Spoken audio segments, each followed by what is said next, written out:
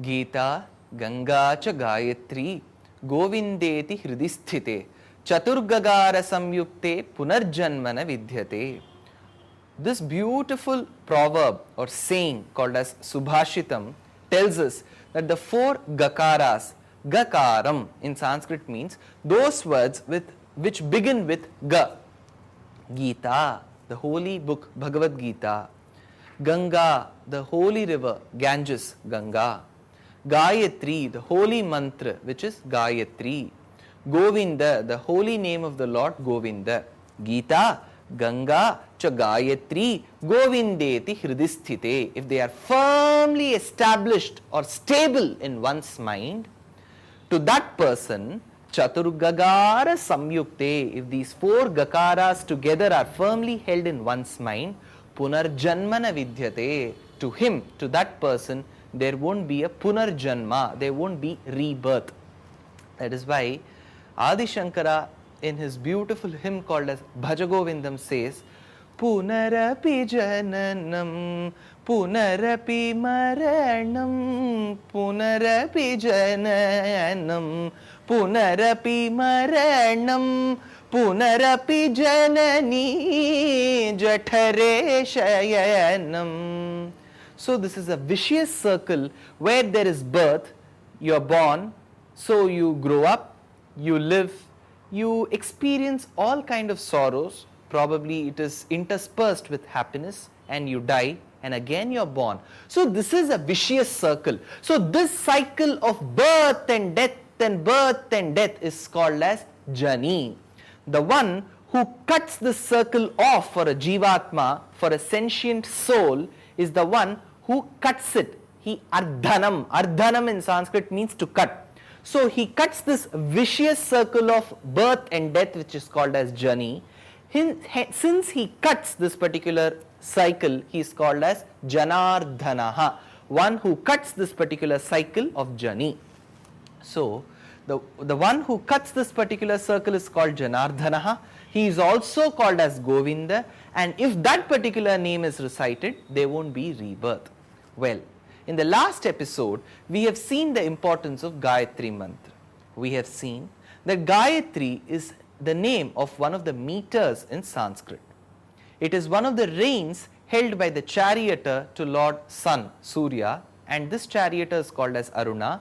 He holds all 7 horses. Each of the horses connected with a rein, and one of the reins is called Gayatri. The other reins are Anushtupa, Trishtupa, Udaki, Pankti, so on and so forth. But Gayatri is the one which has 3 padas generally. A Sanskrit verse has 4 padas, each pada having 8 alphabets, so it has around 32. Whereas in Gayatri there are only 3, so 3 8s are 24.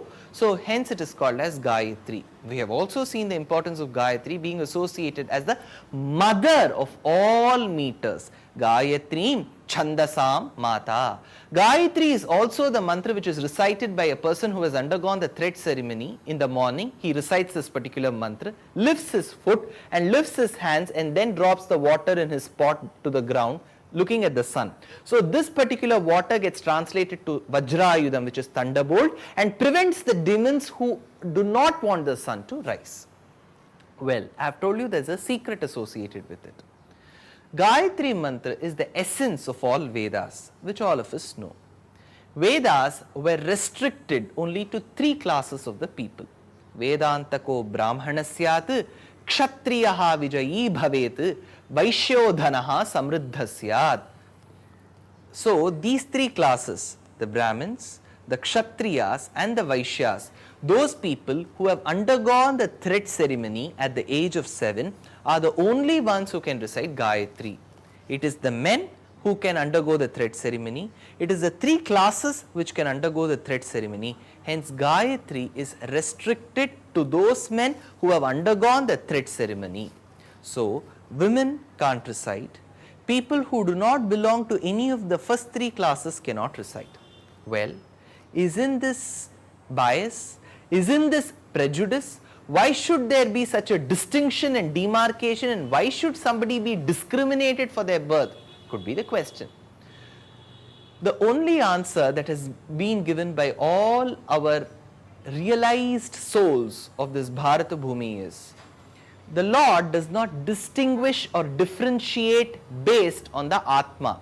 To all, the Atma is the same. The Jivatma is the same.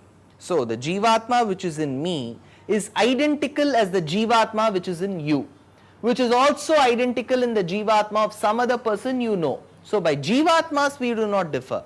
It is only by the covering, it is only by the Shariram, this particular body, that we differ. Hence, to a person who is born in the Brahmin class, who has undergone the thread ceremony, can recite this. Well, in that case, wouldn't the punyam, the fruit that is acquired by reciting it, go to only the men who belong to 3 classes? What about men who are born in the 4th class? What about women from all the classes? They will not get an opportunity to partake the fruit of this particular Gayatri mantra by reciting it. When they cannot recite it, they cannot accumulate the punya. When they do not accumulate punya, they will get pap. And when they get pap, what will happen to their births? Will be the question. Well, please be attentive. Here, when Vedas declare that Gayatri mantra can be recited only by the 3 classes, only by men, it does not say that the fruit that is acquired by reciting it goes to them. Never. Generally, reciting Vedas is never associated with a fruit. It is the duty of a particular person to recite. We don't brush early in the morning considering that this brushing is going to benefit me. It has become a practice for us to brush. Likewise, to a person who has learnt Vedas, who has memorized Vedas, it is nothing but a practice for him to recite. Even if there is punya associated with it, what is the question? Dharma Shastras declare that if the husband, if the man of that particular house does any particular act of good, the fruit which is associated with it is divided or split into 2. One half goes to the man and the other half goes to his wife. Whereas the same is not applicable in vice versa. Suppose the woman of the house does some good deed. The punya that is associated with it is not split into half and the man of that house will not get half. So in punya, half of what is acquired by the man goes to the woman. Whereas it is the other way around in pap. For example, the lady of the house commits a certain particular sin. Half of that fruit of the bad deed will go to the husband. And if the husband commits, half of it will never go to the wife. See, Shastras have always been so partial towards women when they have said it. So, Gayatri mantra doesn't ensure that the person who recites it will get heaven and the person who does not recite it will go to hell. Nothing of that sort. It is the duty of a particular person who has read the Vedas to recite. So, even by listening to the recitation of Gayatri or even by knowing the meaning of Gayatri, the person gets the same amount of fruit as much as a person who is reciting it. Hence, it is a request or an appeal from all those people who relish and regard Vedas as the ultimate source of knowledge that Gayatri mantra should not be made the ringtone of your cell phone, should not be made to recite in all kind of tea stalls and any kind of supermarkets. Gayatri mantra is a holy mantra which is to be kept sacrosanct. Anything which is sacrosanct should be recited by that particular person who has the right and the eligibility to recite at that particular right point of time in the right way. It cannot be recited by anybody and everybody. If everybody does a particular act, wouldn't that act become cheap? Wouldn't that act lose its value? Mantram itself in Sanskrit means that which is to be protected. Once it is declared outside with a loudspeaker and a mic, it will no more remain a mantra. So, Gayatri mantra should be recited only after Upadesh, only after you have been told to be recited this way. If it is not received in the direct means or it is not received in that particular means which our Shastras agree, that particular mantra will not bear any fruit. Above all, we as Hindus who regard our Sanatana Dharma and Vedas as a source of knowledge are ourselves trying to degrade the importance of it. So, it is an appeal, a humble request that Gayatri mantra should be recited only by people who have received Upadesh, only by people who have undergone the thread ceremony. Now, I have undergone the thread ceremony. I have got the Upadesh. Can I go and pick up the microphone and recite? No. It is to be recited inside. When I say inside, the person who's seated before you shouldn't even know that you're reciting. That is mantram. Gayantam trayati iti gayatri. How is it possible that I am reciting a particular mantra without opening my mouth? Is a question. Look, when we go to a certain shop, we look at a dress. We think it's beautiful. Do we have to open our mouth and then think? Do we have to think aloud saying that this dress is beautiful? The sentence, this dress is beautiful, is an inner feeling.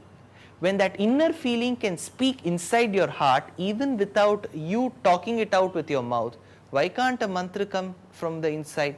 So it is only by sheer practice and respect and regard that you have for your scriptures that mantras can be recited.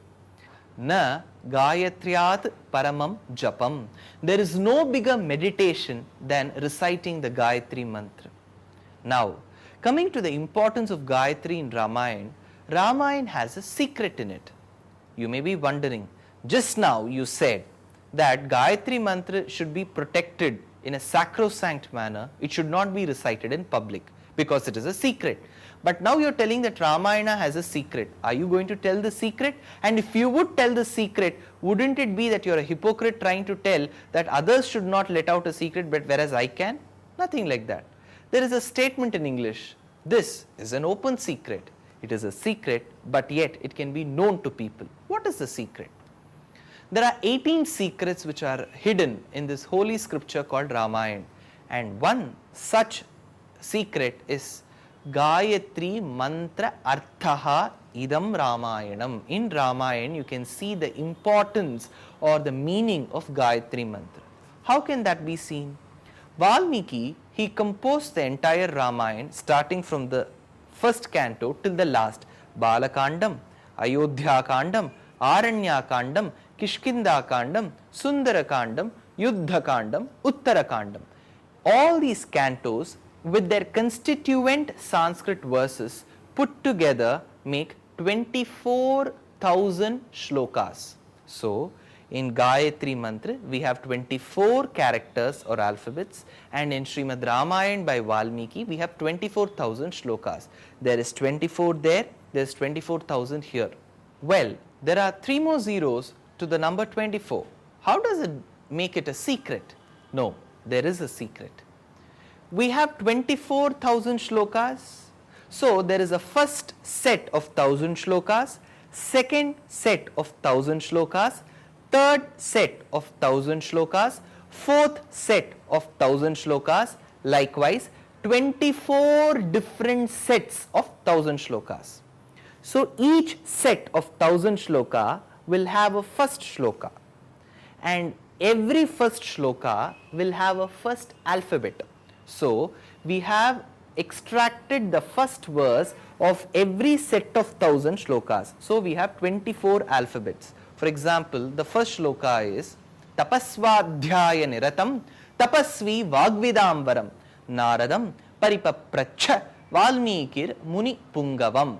This is the first verse of the first set of 1,000 shlokas in Ramayana. Likewise, you have got the second shlok, that is the first shlok of the second set of 1,000. So you have got 24 sets, 24 verses, first alphabet of every verse. So you have got 24 alphabets.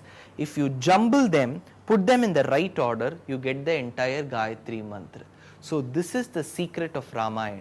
Now the person who has written it, composed it, Adi Kavi, Valmiki, why has he hidden this beautiful mantra in it? It is to tell that the importance or the meaning of this particular mantra has been exemplified or elucidated in Ramayana. At the same time, when a great mantra is revealed, it will be against the Shastras. Hence, he has coded it this way, and our preceptors have been so humble and so nice to us that they have decoded the secret from Ramayana. So, the importance of Gayatri is known to us. It is also known that Gayatri should be recited by certain people in a certain way, because it is the essence of Vedas, and Vedas cannot be sung the way you want. For example,